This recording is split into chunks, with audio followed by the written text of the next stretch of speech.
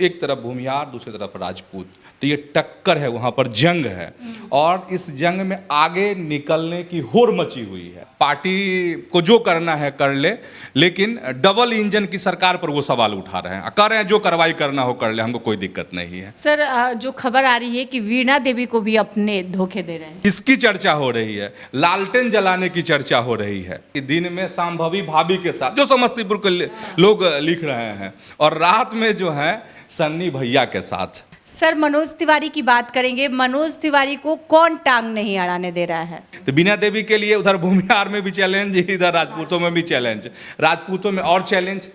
Panorama group, जो सोचता है वो करता है, आपके अपने सपनों का आशियाना।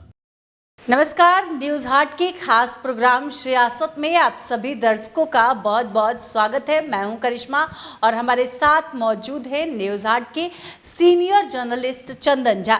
सर नमस्कार। नमस्कार, धन्यवाद करिश्मा। इस वीडियो में हम बात करेंगे सबसे पहले वैशाली की। वैशाली से आरजेडी ने मुन्ना शुक्ला को उम्मीदवार बनाया है और इधर वीणा देवी वहां से लड़ रही है। बात करेंगे सबसे पहले, सर मुन्ना शुक्ला इन दिनों क्या कर रहे हैं? जो वैशाली लोकसभा सीट है वहाँ पर भूमिहार और राजपूतों में जंग है, और अब इसमें सवाल करिश्मा तुम्हारा ये है कि मुन्ना शुक्ला इन दिनों क्या कर रहे हैं। तो मुन्ना शुक्ला जो है वहाँ पर भूमिहारों को एकजुट करने में लगे हुए हैं, और जब हम भूमिहार की बात करते हैं तो भूमिहार जो है कैडर वोटर माने जाते हैं बीजेपी के, तो उस लिहाज से ये एनडीए के वोटर हुए, और एनडीए की जो सीट है वो लोजपा रामविलास पासवान के पास, यानी चिराग के पास वो सीट गई है, और चिराग की प्रत्याशी हो गई वीणा देवी। तो एक तरफ भूमिहार, दूसरी तरफ राजपूत, तो ये टक्कर है, वहाँ पर जंग है, और इस जंग में आगे निकलने की होड़ मची हुई है। तो एनडीए के जो वोट बैंक है उसमें सेंधमारी कर दिए हैं। बिल्कुल, सेंधमारी कर नहीं दिए, कोशिश हो रही है इसकी। मतलब जो कमजोर नस है, किसकी नस कमजोर है? नस है तो कमजोर जो दिनेश सिंह मतलब वीणा देवी के जो पति हैं, और वीणा देवी के जो कमजोर नसें हैं वैशाली लोकसभा क्षेत्र में, उस पर उंगली रख रहे हैं मुन्ना शुक्ला, ये खबर है। अब कैसे उंगली रख रहे हैं इसको थोड़ा समझना पड़ेगा, अपने दर्शकों को थोड़ा विस्तार से बताना पड़ेगा। 2-3 दिन हुआ होगा, एक मीटिंग हुई है, बड़ी मीटिंग हुई है। कांटी के पूर्व विधायक हैं अजीत कुमार, उनके आवास पर वहाँ पर मीटिंग हुई है, और उस मीटिंग में मुन्ना शुक्ला भी शामिल हुए हैं। और यह जो मीटिंग है करिश्मा, वो है भूमिहार ब्राह्मण सामाजिक फ्रंट है, उसकी मीटिंग हुई है, और इसके सर्वा जो हैं पूर्व विधायक जो अजीत कुमार हैं कांटी के, वही इसके सर्वा है, मतलब भूमिहार ब्राह्मण सामाजिक फ्रंट के। और इस बैनर के तले वहाँ कोशिश हो रही है कि जो भूमिहार वोटर हैं उनको बांधा जाए, और बांध कर एक जगह वोटिंग कराई जाए। एक जगह वोटिंग कहाँ कराई जाए, क्योंकि हमने शुरुआत में यह बात कह दी है कि कैडर वोट की बात कह दी है, तो कैडर वोट ये बीजेपी के हैं, मतलब एनडीए के हैं, लेकिन इनको एक जगह बांधने की कोशिश हो रही है। और जो तस्वीर सामने आ रही है, जो बात सामने आ रही है, उसमें ये है कि इनकी जो मुलाकात हुई अजीत कुमार से, कांटी के पूर्व विधायक से मुन्ना शुक्ला की, इसके बाद वैशाली लोकसभा क्षेत्र में इस बात की खूब चर्चा होने लगी है कि क्या भूमिहार जो वोटर्स हैं वैशाली में, वो सारे के सारे एक तरफ जा रहे हैं? क्या वो सारे भूमिहार वोटर्स जो है लालटेन जलाएंगे इस बार?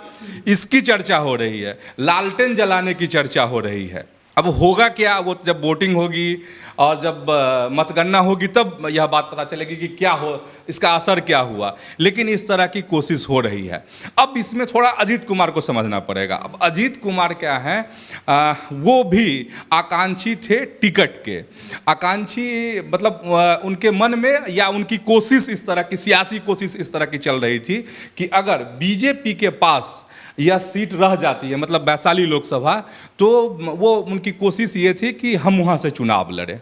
तो उनकी तमन्ना अधूरी रह गई, बीजेपी के पास सीट ही नहीं गई, इसलिए वो चुनाव नहीं लड़े। लेकिन उनके मन में इस बात की कसक है कि इस सीट जो है इस पर हम चुनाव लड़ते। तो खैर वो तो तस्वीर वो उभरी ही नहीं, दृश्य वो बना ही नहीं, क्योंकि वीणा देवी वहाँ से प्रत्याशी हैं।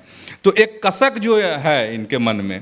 दूसरी तरफ मुन्ना शुक्ला जो कोशिश कर रहे हैं कि इस तरीके से हम सबको जुटा लें, ये कर लें। तो अब कामयाबी की बात होगी, आगे देखा जाएगा, भविष्य बताएगा। लेकिन एक तो ये हो गई बात। दूसरी तरफ और इसमें क्या है सर, जो खबर आ रही है कि वीणा देवी को भी अपने धोखे दे रहे हैं। बीजेपी के जो विधायक हैं, जैसे साहेबगंज के विधायक हैं राजू सिंह हैं, ठीक है, तो राजू सिंह के बारे में बता देते हैं। राजू सिंह जो है बगावती तेवर अपनाए हुए हैं राजू सिंह, और वो लगातार वो हुंकार भर रहे हैं एकदम खुले तौर पर, पार्टी को जो करना है कर ले, लेकिन डबल इंजन की सरकार पर वो सवाल उठा रहे हैं, कर रहे हैं जो कार्रवाई करना हो कर ले, हमको कोई दिक्कत नहीं है। राजू सिंह, तो राजू सिंह जो ये बगावती तेवर अपनाए हुए हैं, इसका क्या मतलब निकलता है? वो विधायक हैं, साहेबगंज के विधायक हैं, इसका क्या मतलब निकलता है? इसका मतलब निकलता है कि एनडीए के प्रत्याशी को दिक्कतों का सामना करना पड़ेगा, वैशाली लोकसभा सीट पर मुसीबतों का सामना करना पड़ेगा।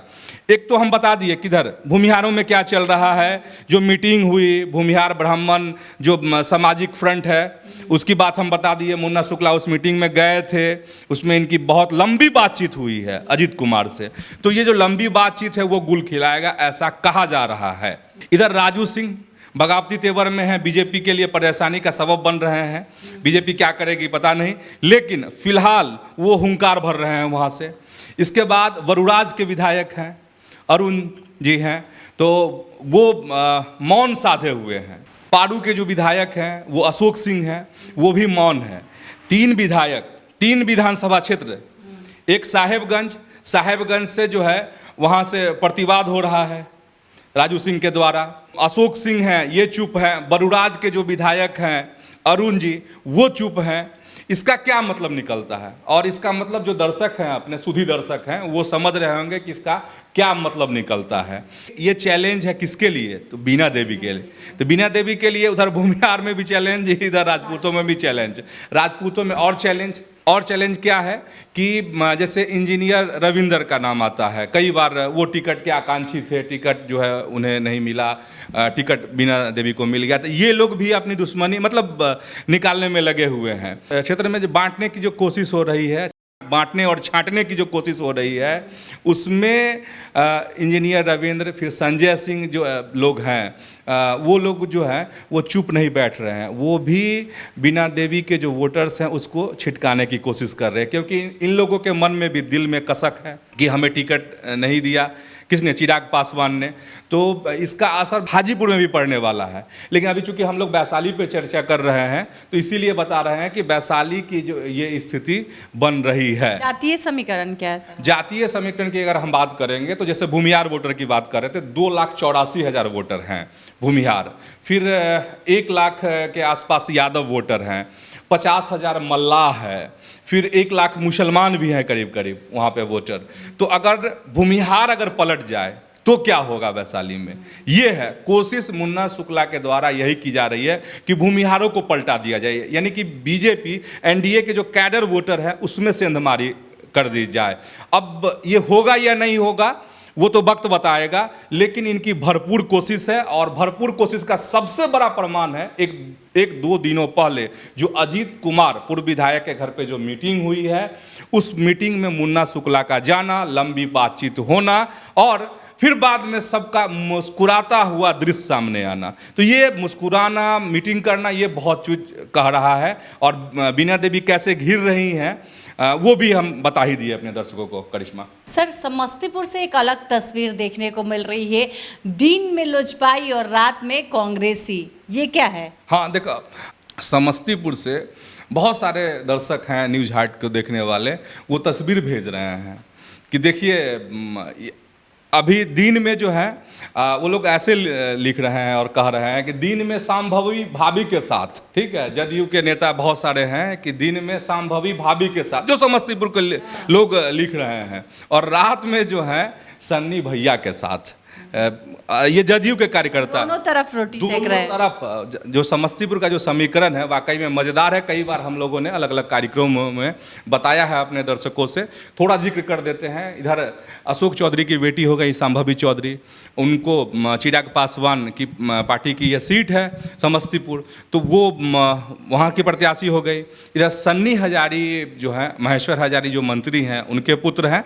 हालांकि महेश्वर हजारी बहुत कुछ कह चुके हैं इस पर कि कि हमने नहीं कहा है, वो बालिग है, जहाँ मन होगा जाएगा, कर सकता है, इस तरह की बात कर रहे हैं। लेकिन जो समस्तीपुर की जनता है या पूरे जो बिहार की जनता है वो समझ रही है, यहाँ की जनता कि मैसार हजारी क्या कह रहे हैं और उनकी राजनीति कैसी है, उनकी सियासत कैसी है। अब दिलचस्प यही है जो तुम बताई हो दर्शकों से कि इस तरह की बहुत सारी तस्वीरें हैं, बहुत सारे ऐसे नेताओं की तस्वीर हमारे पास है जो दिन में संभवी चौधरी के साथ घूम रहे हैं और फिर वही नेता रात में उसी कपड़े में है। मेरे पास तस्वीर, वैसी तस्वीरें बहुत सारी तस्वीरें हैं, उसी कपड़े में हम कह रहे हैं, उसी कपड़े में सन्नी हजारी के साथ घूम रहे हैं। हालांकि सन्नी हजारी का अभी कंफर्म नहीं हुआ है कि टिकट उनको मिलेगा कांग्रेस की तरफ से कि नहीं मिलेगा, सन्नी हजारी को भी इंतजार होगा। लेकिन ये जो खेल है जदयू के अंदर में, ये बड़ा गुल खिलाएगा वहाँ पे। और संभवी चौधरी के बारे में कहें तो संभवी चौधरी की बहुत सारी इस तरह की तस्वीर, इस तरह जो वीडियो हैं वो वायरल हो रहे हैं कि कभी वो जा रही है चारा काटने के लिए, कभी गाय को जो है वो चारा डालने जा रही हैं, कभी जो है वो जीप पर खड़ी हैं, ये कर रही हैं। अब क्या होगा अशोक चौधरी की बेटी संभवी चौधरी का कहना मुश्किल है, और कहना इसलिए मुश्किल है कि वही आदमी दिन में संभवी के साथ तो रात में फिर सन्नी हजारे के साथ, तो कुछ भी गुल खिल सकता है वहाँ पर, इंतजार करना पड़ेगा। लेकिन समस्तीपुर का भी जो चुनाव है वो बड़ा दिलचस्प है। सर, मनोज तिवारी की बात करेंगे। मनोज तिवारी को कौन टांग नहीं अड़ाने दे रहा है? हाँ, मनोज तिवारी देखो, जो स्टार प्रचारकों की जो सूची है भाजपा में बिहार में, उसमें से मनोज तिवारी 22वें नंबर पे संभवतः हैं वो स्टार प्रचारकों की सूची में। और जो हमारे पास खबर है वो ये है कि जो अभी 4 सीटों पे जो चुनाव, जो पहले फेज में जिनकी वोटिंग है 19 अप्रैल को, उन सभी सीटों पे मनोज तिवारी को भी आना था प्रचार करने के लिए। लेकिन मनोज तिवारी को कोई एक शख्स है बिहार बीजेपी का, वो आने नहीं देना चाह रहा है, मतलब बिहार में टांग अड़ाने नहीं देना चाह रहा है मनोज तिवारी को। अब इसके पीछे एक लॉजिक और भी है। कई हमने नेताओं से बातचीत की है, बीजेपी के नेताओं से, तो उनका यह भी कहना है कि अभी जब भोजपुर के इलाके में चुनाव प्रचार का समय आएगा तो हो सकता है कि मनोज तिवारी को यहाँ बुलाया जाए। चलिए, जब होगा मनोज तिवारी का भोजपुर के इलाके में चुनाव प्रचार तो उसमें आ जाए मनोज तिवारी। लेकिन फिलहाल ये बड़ा सवाल बना हुआ है कि मनोज तिवारी को का कार्यक्रम यहाँ होने वाला था। हम पूरी जानकारी के साथ हम कह रहे हैं, दावे के साथ कह रहे हैं कि मनोज तिवारी का कार्यक्रम चारों लोकसभा क्षेत्र में होना था, लेकिन वो नहीं हुआ है। और उसमें बड़े बड़े सुरमा लगे हुए हैं कि मनोज तिवारी का कार्यक्रम नहीं हो। आगे हो सकता है हम लोग इस मुद्दे को उठा रहे हैं तो चीज़ें बदल भी जाए, लेकिन ये बड़ा सवाल है कि मनोज तिवारी का कार्यक्रम था तो कौन है वो कि रोक रहा है, क्यों नहीं मनोज तिवारी को यहाँ चुनाव प्रचार करने दिया जा रहा है, कौन सी बड़ी सियासत है, क्या बात है, क्या कोई व्यक्तिगत खुन्नस है, क्या है, वो अब तो वही जानेंगे या फिर मनोज तिवारी जानेंगे। लेकिन हमारे पास यही खबर है कि मनोज तिवारी का चारों लोकसभा सीट पर कार्यक्रम होना था, लेकिन सारे कार्यक्रम को रद्द कर दिया गया। ये हमारे पास खबर है करिश्मा। तो आज के इस वीडियो में इतना ही। आगे की खबरों के लिए आप हमारे चैनल न्यूज़ हाट को सब्सक्राइब कर ले। अगर फेसबुक पर देख रहे हैं तो हमारे पेज को लाइक करना ना भूलें। हमारी वेबसाइट है newshat.com, उसे भी ज़रूर विजिट करें। धन्यवाद।